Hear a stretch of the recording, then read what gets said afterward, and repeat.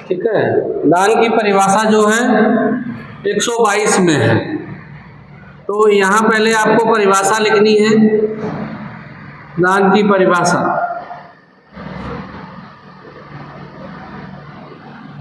और दान है क्या, ये परिभाषा से ही पता लग जाएगा। तो दान किसी भी वर्तमान, ठीक है, वर्तमान चल या अचल संपत्ति,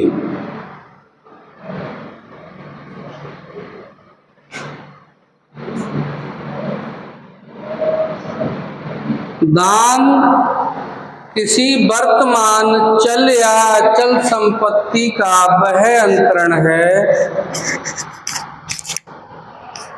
जो एक व्यक्ति द्वारा दूसरे व्यक्ति को स्वेच्छा से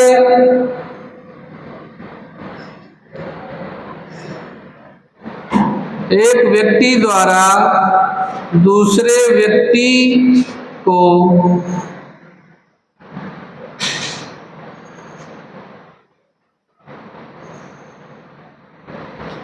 स्वेच्छा से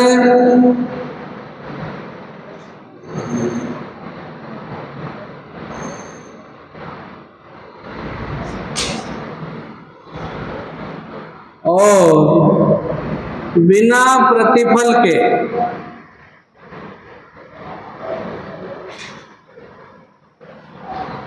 स्वेच्छा से और बिना प्रतिफल के किया जाता है।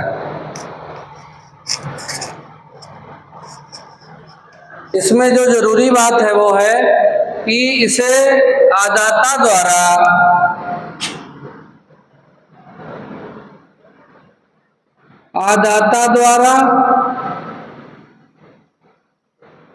या उसकी ओर से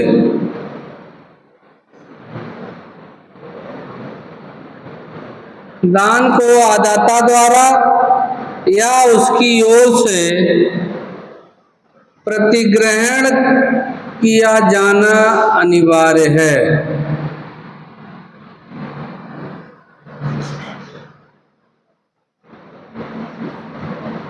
प्रतिग्रहण या प्रतिग्रहित किया जाना जरूरी होता है। तो दान क्या है?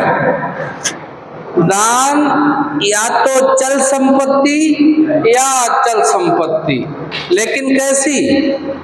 जो वर्तमान में हो, जिस संपत्ति का अस्तित्व हो उसी संपत्ति को दान दिया जा सकता है ना। जैसा हम लोग पीछे पढ़े थे कि भावी संपत्ति, तो ऐसी संपत्ति जो भविष्य में आने वाली है उस संपत्ति का दान नहीं किया जा सकता। तो चल या अचल संपत्ति दोनों का दान किया जा सकता है, लेकिन उसे वर्तमान में होना जरूरी है। ठीक है। अच्छा, दूसरी बात ये थी कि उसको स्वेच्छा से आप अंतरण करेंगे बिना जोर दबाव के। स्वेच्छा से मतलब कोई जोर दबाव नहीं होना चाहिए। अब स्वेच्छा का मतलब स्वतंत्र सम्मति से ही है, और स्वतंत्र सम्मति की परिभाषा आप वही लगाएंगे जो कॉन्ट्रैक्ट में आपने धारा 14 में पढ़ी थी। ठीक है। अच्छा, इसके साथ फिर बिना प्रतिफल के, तो अगर आप प्रतिफल ले लोगे तो फिर वो दान नहीं विक्रय हो जाएगा। ठीक है। अंतरण तो कोई दिक्कत नहीं है, सेम ही है, बस केवल यहाँ प्रतिफल का ही खेल है। तो दान में बदले में प्रतिफल नहीं लिया जाता। आप बिना प्रतिफल के जो अंतरण करते हो वो दान कहलाता है। और इसमें जो सबसे जरूरी चीज है कि आदाता द्वारा इसे स्वीकार करना भी जरूरी है, ग्रहण करना। प्रतिग्रहित मतलब तो आदाता या तो खुद उसे स्वीकार करे, खुद ग्रहण करे, या फिर उसकी ओर से कोई अन्य व्यक्ति भी जिसको वो कहे वो स्वीकार कर सकता है, प्रतिग्रहित कर सकता है। तो दान तभी पूर्ण होगा जब आदाता उसे स्वीकार कर लेगा, प्रतिग्रहित कर लेगा। जब तक दान प्रतिग्रहण नहीं किया जाएगा तब तक दान का अंतरण पूर्ण नहीं माना जाएगा। ठीक है, कोई दिक्कत? फिर यहाँ एक जो जरूरी बात आती है वो ये है कि प्रतिग्रहण कब तक करना पड़ेगा। जो अदाता प्रतिग्रहण कर रहा है वो कब तक स्वीकार कर ले।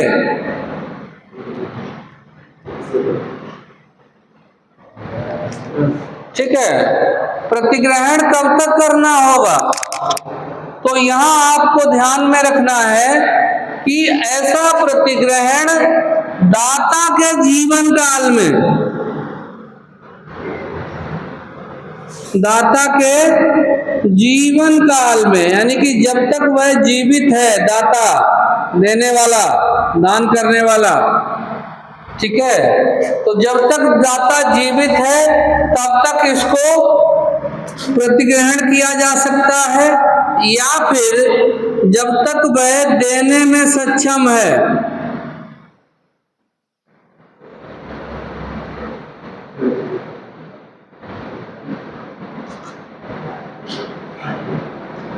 जब तक वह देने में सक्षम है प्रतिग्रहण किया जा सकता है। तो आपको दो ही बातें ध्यान में रखनी है कि प्रतिग्रहण आपको जिसने दान दिया है जब तक वह जीवित है उसके जीवन काल में ही आपको स्वीकार करना पड़ेगा। ठीक है, अच्छा, चूंकि वो दे रहा है, और दूसरी बात यह है कि यहाँ आप स्वीकार कर रहे हो तो आपको स्वीकृति के लायक भी तो होना चाहिए। तो आप जब तक सम्मति देने में सक्षम हैं, आप सम्मति, आपको पता ही नहीं कुछ क्या हो रहा है तो आप कैसे सम्मति दे दोगे।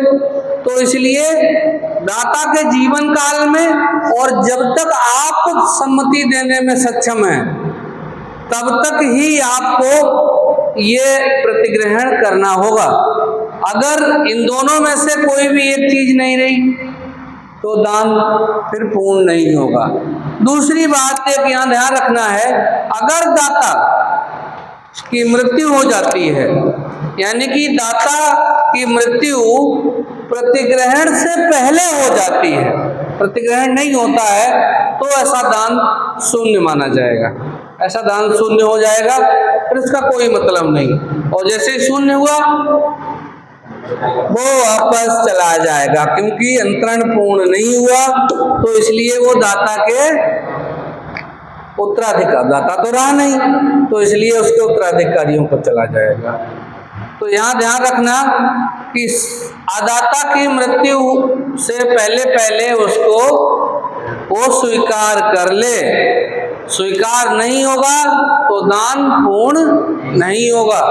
ये जरूरी है, दान को स्वीकार करना बहुत जरूरी है, तो यहाँ ध्यान रखना है आपको। ठीक है, फिर इसके आवश्यक तत्व आप लिख लेंगे, है ना। तो आवश्यक तत्व, और वो आवश्यक तत्व से पूरा आपका सवाल तैयार हो जाएगा। दान के आवश्यक तत्व, ठीक है। तो पहला आवश्यक तत्व है स्वामित्व का अंतरण।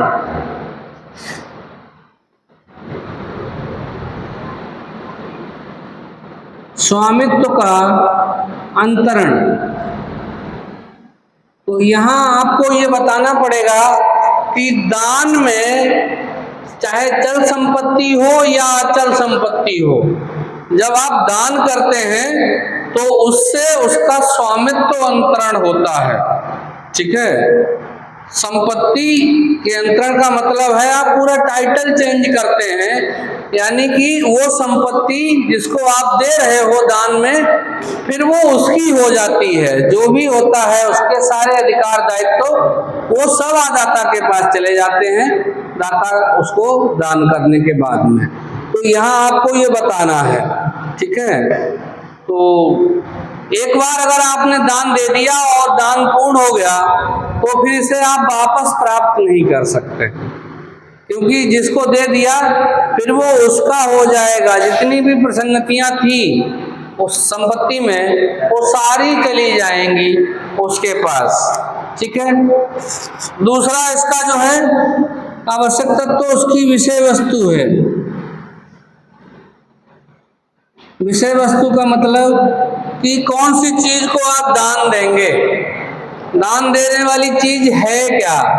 तो आपको पता है कि आप चल और अचल दोनों संपत्तियों का दान दे सकते हैं। संपत्ति चाहे चल हो चाहे अचल हो, दोनों संपत्तियों का दान शौक से दीजिए, कोई दिक्कत नहीं है। लेकिन ध्यान रखना, जो संपत्ति वर्तमान में नहीं है, वर्तमान में नहीं का मतलब भविष्य में आने वाली है, तो भावी संपत्तियों का अंतरण नहीं हो सकता, यानी कि भावी संपत्तियों का दान नहीं दिया जा सकता है, ध्यान रखना।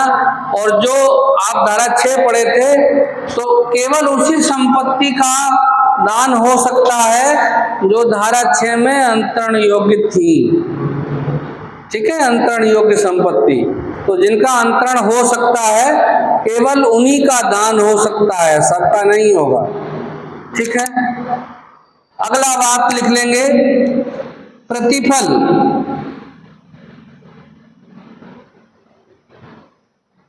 पूरा लिखेंगे तो लिखेंगे प्रतिफल का अभाव। तो आप पहले ही परिभाषा में पढ़ लिए थे कि जो दान है वो दान में कोई भी प्रतिफल नहीं होता है। दान जब भी होता है बिना प्रतिफल के ही होता है, उसमें कोई भी चीज या संपत्ति अचल दे रहे हैं, उसके बदले में आप कीमत या और कोई अन्य प्रतिफल ग्रहण नहीं करेंगे, है ना।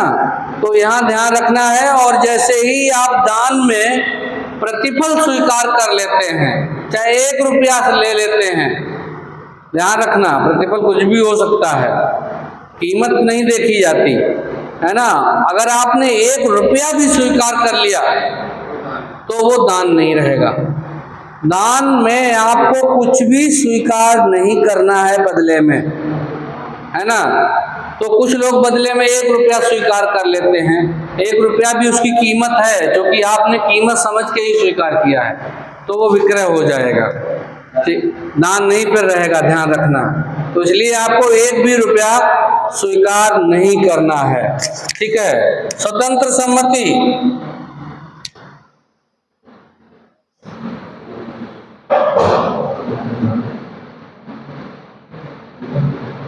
यानी कि स्वेच्छा से स्वतंत्र सम्मति रहेगी, स्वेच्छा से अंतरण रहेगा।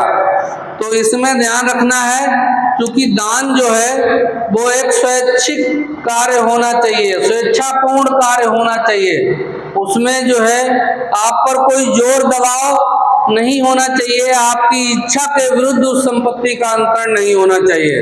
तो जो भी अंतरण कर रहे हैं वह आपकी स्वतंत्र सम्मति से होना चाहिए, और स्वतंत्र सम्मति वही मानी जाएगी जो संविदा अधिनियम में आपने पढ़ी थी, धारा 14 में, वही वाली स्वतंत्र सम्मति आप यहाँ भी पढ़ेंगे, ठीक है। फिर यहाँ इसके पक्षकारों को भी आप समझा देंगे।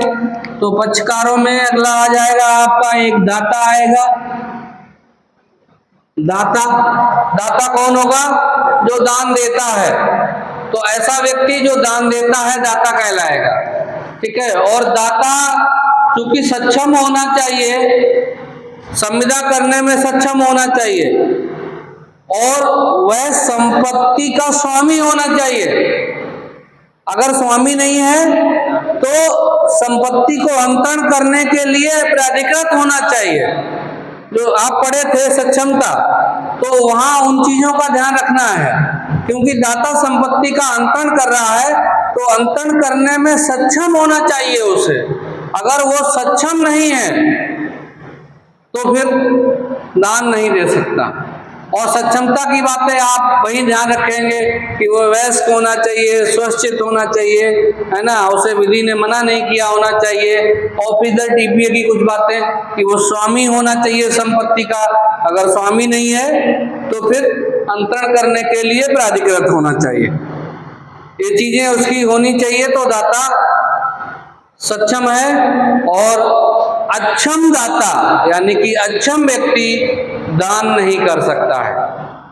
तो अक्षमता में ध्यान रखना, यहाँ दाता सक्षम होगा। फिर इसके बाद आएगा आपका आदाता, अगला पक्षकार आदाता। आदाता ऐसा व्यक्ति जो दान को स्वीकार करता है, ठीक है, या ऐसा कह लो कि ऐसा व्यक्ति जिसे दान दिया जाता है वो आदाता कहलाता है, ठीक है। आदाता सक्षम या अक्षम दोनों हो सकते हैं। अगर सक्षम है तो वो खुद स्वीकार कर सकता है। भाई आदाता की शर्त क्या है कि दान को स्वीकार करना जरूरी है, प्रतिग्रहण करना। तो अगर आदाता सक्षम है तो वो स्वयं स्वीकार कर लेगा, और आदाता अगर अक्षम है, अक्षम में अवयस्क हो सकता है या विकृतित हो सकता है, तो ऐसा आदाता यानी कि जब वो अक्षम है तो उसकी ओर से कोई अन्य व्यक्ति स्वीकार कर सकता है ना, क्योंकि यहाँ हमने परिभाषा में पढ़ाई है उसकी ओर से। तो जब अक्षम होगा यानी कि अवयस्क होगा या विकृतित होगा, तब फिर उसकी ओर से कोई अन्य व्यक्ति दान को स्वीकार कर सकता है। आदाता का होना जरूरी है, ये ध्यान रखना। आदाता का विद्यमान होना जरूरी यानी कि उसे मौजूद होना चाहिए, है ना। तो अवयस्क तो चलेगा लेकिन अजन्मा नहीं चलेगा, विद्यमान होना चाहिए, ध्यान रखना। तो हर शब्दों को आप समझिए, हम अंतरण तो अजन्मे को भी कर सकते हैं, लेकिन यहाँ आदाता का होना भी जरूरी है, और अजन्मा अभी जन्म नहीं लिया है, इसलिए ध्यान रखना, यहाँ दिक्कत आएगी। फिर दूसरी बात आएगी इसमें अगली, प्रतिग्रहण।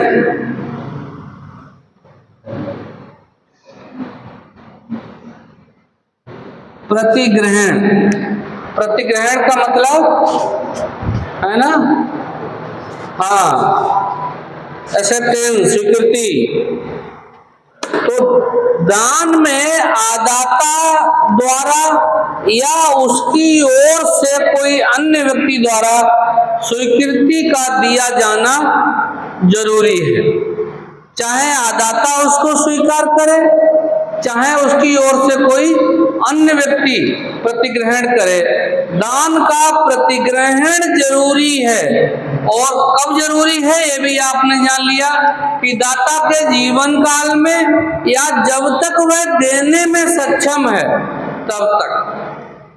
अगर वो अक्षम हो गया तो भी प्रतिग्रहण नहीं माना जाएगा, क्योंकि असल में जो हम लोग कॉन्ट्रैक्ट पढ़ते हैं तो उसकी संसूचना जब तक उसके पास नहीं होती तब तक वो पूर्ण नहीं होता है। तो संविदा पूर्ण तब होगी ना जब उसको संसूचना होगी, और संसूचना तब होगी जब वह सक्षम होगा।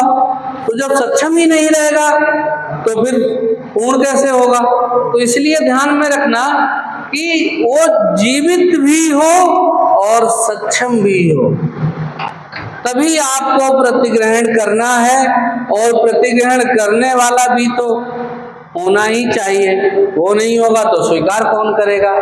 जैसे हमने दिया है वो हो तभी ना, वो नहीं होगा तब भी दिक्कत रहेगी।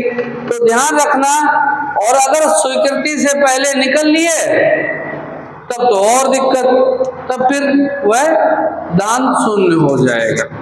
तो यहाँ जीवित रहना भी जरूरी है इनका। तो ये सारी बातें आपको ध्यान में रखनी है। तो इतना सब कुछ, कोई दिक्कत है ना, ऐसे दान होता है। फिर अगली धारा जो आपकी आएगी 123, वो दान करने का ढंग है ना। धारा 123, इसमें दान करने का ढंग दे दिया है, और ये बता रहे हैं कैसे दान करोगे, है ना, करोगे कैसे। तो अचल संपत्ति और चल संपत्ति दो ही संपत्तियां हैं आपके पास, है ना भाई। जो संपत्तियों का दान करना है वो आपको कैसे करना है। तो अचल संपत्ति का दान जो है, आपको पता है अचल संपत्ति को हम ऐसे नहीं करेंगे, है ना।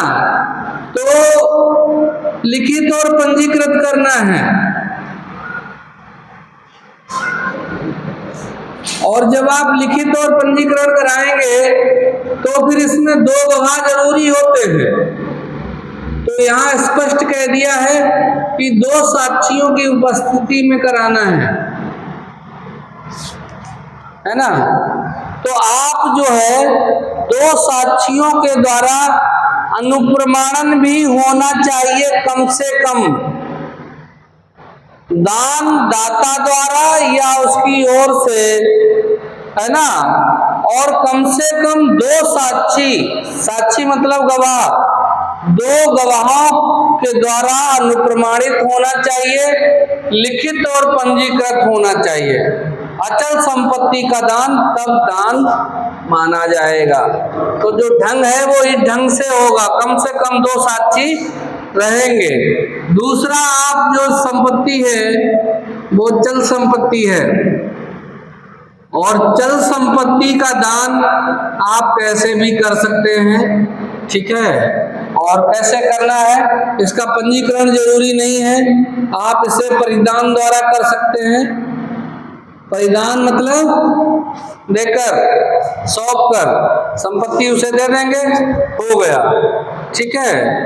और चाहे तो लिखित पंजीकृत करा लेना, वो आपकी मर्जी है, ठीक है। तो ये मौखिक भी हो सकता है और लिखित पंजीकृत भी हो सकता है, ये आपके पास ऑप्शन है यहाँ। लेकिन चल संपत्ति का दान आप मौखिक यानी कि परिधान द्वारा कर सकते हो, इसमें कोई दिक्कत नहीं है, ठीक है। तो यहाँ आपको ध्यान में रखना है अंतरण करने का इसका जो है ढंग क्या है। और धारा 124 जो है वो वर्तमान और भावी संपत्ति के दान के बारे में बात करती है। वर्तमान संपत्ति भी है और उसमें भावी संपत्ति भी है, ठीक है। आपको पता है कौन सी संपत्ति का दान होगा, केवल वर्तमान का, भावी का होगा नहीं। तो जब मना किया है और आप उसका कर रहे हो, तो फिर जिस संपत्ति को आप भावी बता रहे हो, जितना भी हिस्सा भावी संपत्ति के बारे में है उतना दान शून्य हो जाएगा, बाकी वैध रहेगा। धारा 124 में वर्तमान और भावी संपत्ति का दान है, ठीक है। इसके बाद धारा 125 में कई व्यक्तियों को किया गया दान है, एक से ज्यादा आदाता रहेंगे, उसमें कई व्यक्तियों को हम दान करेंगे।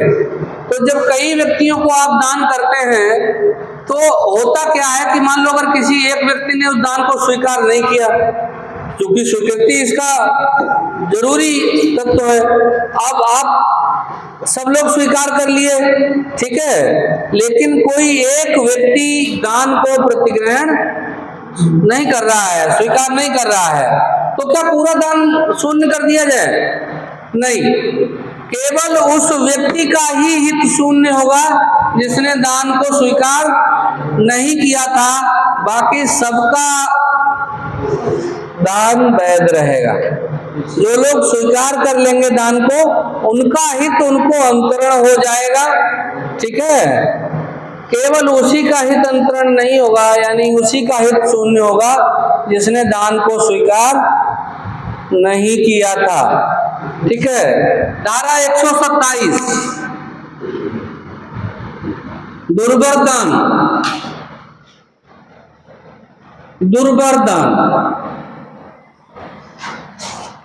दुर्वर्तन आपको हमने बताया भी था थोड़ा सा, ठीक है। तो ये कैसा है, अब इसमें देखो ध्यान रखना, असल में ये दान जो है बाध्यता के भार से जुड़ा रहता है। इस पर संपत्ति तो आपको मिल ही रही है, लेकिन कुछ भार भी मिल रहा है। भार मतलब बोझ, मतलब जिम्मेदारी, है ना। तो संपत्ति आ रही है आपके पास दान में, लेकिन बोझ भी आ रहा है, जिम्मेदारी भी आ रही है, तो इसको हम दुर्वर दान कह देते हैं। यानी कि ऐसा दान जो किसी बाध्यता के भार से जुड़ा हो, दुर्वर दान कहलाता है। अर्थात जिसमें बाध्यता से भारित हो, अर्थात जहां लाभ कम हो और भार ज्यादा हो, मतलब आपको लाभ कम मिल रहा है और है ना जिम्मेदारी बहुत बड़ी मिल रही है, भार बड़ा मिल रहा है, तो इसको कहेंगे कि ये बाध्यता से भारित है, बाध्यता से जुड़ा हुआ है। अब असल में होता क्या है, इसको दो तरह से आप समझेंगे। देखो, जब एक व्यक्ति कई वस्तुओं का दान दे रहा है, ध्यान रखो दुर्बल दान के बारे में, जब एक व्यक्ति जो है कई वस्तुओं को दान में दे रहा है, कई संपत्तियों को दान में दे रहा है और सबका एक ही अंतरण कर रहा है, एक ही अंतरण में बहुत सारी यानी 2-4 एक से ज्यादा संपत्तियों का अंतरण कर रहा है और उनमें कुछ संपत्तियां भारग्रस्त हैं, कुछ स्वतंत्र हैं, कुछ में बाध्यता लगी है और कुछ में नहीं लगी है, लेकिन सारी का अंतरण जो है वो एक समव्यवहार के द्वारा हो रहा है। एक बार में कई संपत्तियों को दान में देना चाह रहा है, कुछ में भार लगा है, कुछ में नहीं लगा है, तो आप क्या करेंगे? फिर आपके पास एक ही ऑप्शन होता है कि आप या तो उस समव्यवहार को पूरे को स्वीकार करें या फिर पूरे को अस्वीकार करें। वहां फिर आप ऐसा नहीं कर सकते कि एक संपत्ति को छोड़ दो बाकी ले लो, बार वाली छोड़ दो, है ना, जो स्वतंत्र है उनको ले लो, ऐसा नहीं हो सकता। अगर पूरा समव्यवहार एक है तो ऐसा नहीं हो सकता, तब आपको या तो फिर पूरा अंतरण स्वीकार करना होगा या फिर पूरा अंतरण अस्वीकार करना होगा। ठीक है, यानी कि अगर आप लोगे तो सारी संपत्तियां लो और नहीं लोगे तो सारी संपत्तियां नहीं लोगे, छांटबीन नहीं चलेगी। ठीक है, अब दूसरी बात यहाँ दूसरे तरह से, अब यहाँ एक व्यक्ति कई संपत्तियों का दान दे रहा है और सारी संपत्तियों का दान का जो व्यवहार है वो अलग अलग कर रहा है। इनमें कई संपत्तियां बाध्यता से जुड़ी हैं और कई नहीं जुड़ी हैं, स्वतंत्र हैं। तो ऐसे में आपको अधिकार है कि आप जो संपत्ति चाहे उसको स्वीकार कर लो और जो चाहे उसे अस्वीकार कर दो। तो आप अगर चाहते हो कि भैया ठीक है हम नहीं लेंगे बाध्यता वाली, तो इसको हम नहीं ले रहे, अस्वीकार कर दिया, है ना, जो बिना बाध्यता के है उसको ले लेंगे। तो यहाँ आपको ध्यान रखना है, अगर अंतरण का समव्यवहार हर संपत्ति का अलग अलग है तो आप स्वेच्छा से जिसे चाहो उसे स्वीकार कर लो, है ना, कोई दिक्कत नहीं। लेकिन अगर सबका समव्यवहार एक ही है तो आपको वो समव्यवहार स्वीकार करना है, संपत्ति नहीं। तो वो टोटल या तो स्वीकार करेंगे या टोटल अस्वीकार करेंगे, यहाँ ध्यान में रखना है। ठीक है, यहाँ एक धारा और आपको पढ़नी है, सर्वस्व आदाता। सर्वस्व आदाता, यहाँ दाता नहीं है, आदाता है। और सर्वस्व आदाता का मतलब भी वही है, जो भाई दाता दे रहा है तभी तो आदाता है। तो सर्वस्व आदाता का मतलब यहाँ ये है कि ऐसा व्यक्ति जो दाता की संपूर्ण संपत्ति को दान में प्राप्त करता है। तो सारी दे रहा है तभी तो प्राप्त कर रहा है ना। तो यहाँ लेकिन हम लोग पढ़ेंगे आदाता से, स्वीकार करने वाले से। तो यहाँ सर्वस्व आदाता वह व्यक्ति है जो दाता की संपूर्ण संपत्ति दान में प्राप्त करता है। और ध्यान रखना, सर्वस्व आदाता यानी कि सब कुछ, सर्वस्व का मतलब क्या, सब कुछ, सब कुछ आप ग्रहण कर रहे हो तो सब कुछ में दायित्व भी आते हैं। ध्यान रखना, केवल संपत्ति सब नहीं है, सारी संपत्ति अगर ग्रहण कर रहे हो तो उसके जितने भी हित जो है ना, लोन वोन जो भी है सब आप ग्रहण कर रहे हो। तो आपके पास देनदारियां भी, लेनदारियां और देनदारियां सब कुछ संपत्ति के साथ साथ आप ग्रहण कर लोगे।